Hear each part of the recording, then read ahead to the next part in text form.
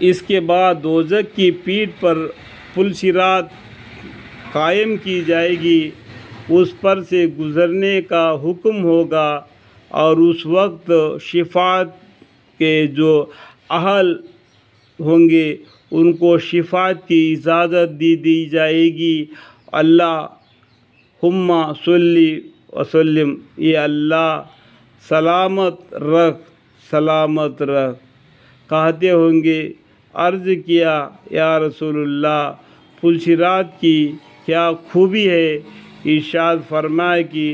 چکنی اور پھسلنے کی وہ جگہ ہے، اس میں دوزخ سے نکلی ہوئی اچکنے والی چیزیں اور سنرسیاں ہوں گی، اور بڑے بڑے کانٹے بھی ہوں گی، جن کی شکل کے کانٹے نزدے میں ہوتے ہیں، جن کو سودان کہا جاتا ہے۔ پاس مومن پل صراط پر جلدی گزریں گے،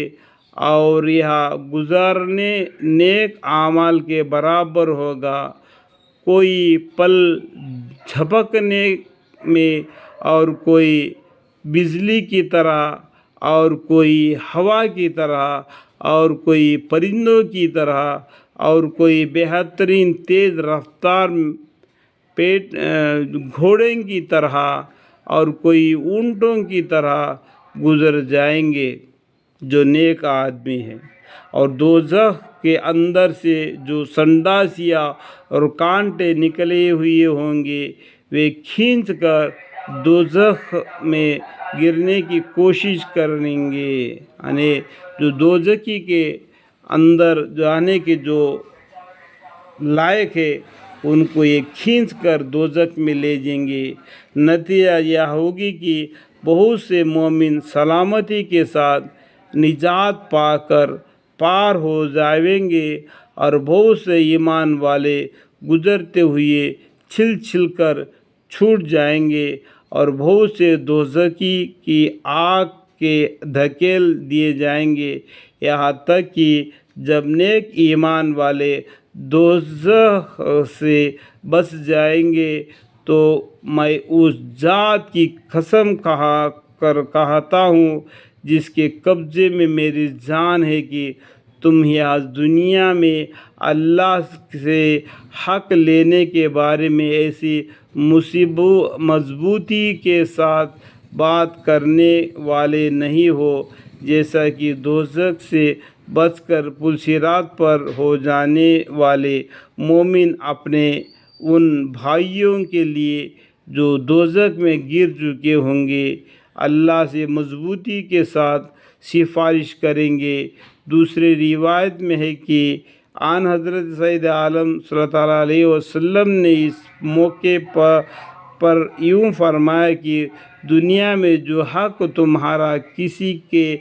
ذمہ معلوم ہو جائے تو اس حق کو حاصل کرنے کے لیے جیسا سختی سے مانگا کرتے ہو، اس دن اللہ سے جو ایمان والے اپنے دوزخی بھائیوں کے لیے جس زور سے مانگ کریں گے تمہارا دنیا کی مانگ سے بہت زوردار ہوگا، جب کہ مومن یہ دیکھ لیں گے کہ ہم نجات پا چکے، خدا کے دربار میں عرض کریں گے کہ اے ہمارے پروردگار، یہ لوگ جو دوزخ میں گناہوں کی وجہ سے گر گئے ہمارے ساتھ روزے رکھتے تھے اور ہمارے ساتھ نماز پڑھتے تھے اور حج کرتے تھے، اب بھی ہمارے ساتھ ان کو جنت میں داخل فرما دیجیے۔ ارشاد ہوگا کہ تم جسے پہچانتے ہو نکال لو، یعنی ان کی سفارش ان کے حق میں قبول کی جائے گی، چنانچہ وہ ان کو نکالنے کے لیے روانہ ہوں گے، اور ان کے جسم دوزخ کی آگ پر حرام کر دی جائیں گے، یعنی دوزخ کی آگ ان نکالنے والوں کو نہ جلا سکے گا۔ نتیجہ یہ ہوگا کہ وہ لوگ دوزخ سے بھاری تعداد میں لوگوں کو نکالیں گے، اور ان دوزخیوں میں سے کسی کو آگ نے آدھی پنڈلی تک اور کسی کو گھٹنے تک پکڑ ہوگی،